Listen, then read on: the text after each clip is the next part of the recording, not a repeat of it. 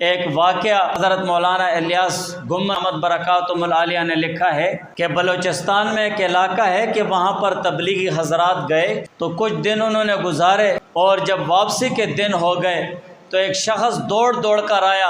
اور وہ یہ کہنے لگا، حضرت امیر صاحب، میرے والد صاحب وفات پا گئے ہیں، ان کا جنازہ پڑھیں۔ انہوں نے کہا ٹھیک ہے، ہم ان کا جنازہ پڑھ لیں گے، آپ ان کے لیے کفن وغیرہ کا انتظام کریں، قبر کا انتظام کریں، ہم آ جائیں گے۔ انہوں نے کفن وغیرہ کا انتظام کیا اور اسی طرح قبر کا بھی انتظام کیا۔ جب وہ تبلیغی حضرات گئے اور امیر صاحب بھی گیا کہ ہم اس کا جنازہ پڑھیں، جیسے انہوں نے چارپائی سامنے رکھی جنازگاہ میں اور امیر صاحب آگے ہو گئے جنازہ پڑھانے کے لیے،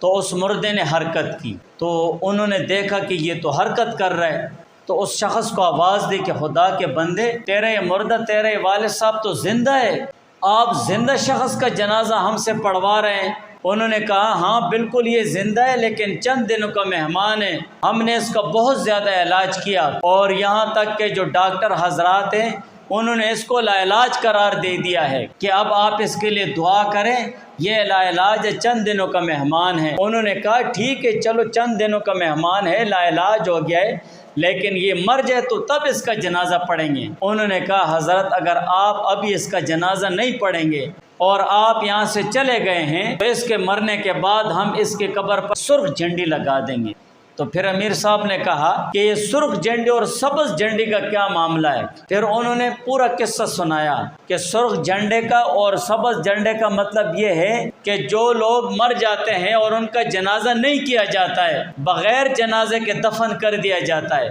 تو ان کی قبر پر سرخ جھنڈی لگا دی جاتی ہے۔ ہمارے اس قبرستان میں دیکھو اکثریت لوگوں کی قبروں پر سرخ جھنڈے لگی ہوئی ہیں، اس لیے کہ ہمارے اس بستی میں اور ہمارے اس علاقے میں ایسا کوئی بھی نہیں جس کو جنازہ پڑھنا ہے، اور جن لوگوں کا جنازہ پڑھا جاتا ہے تو ان کی قبر پر سبز جھنڈی لگا دی جاتی ہے۔ اس علاقے کا یہ حال تھا۔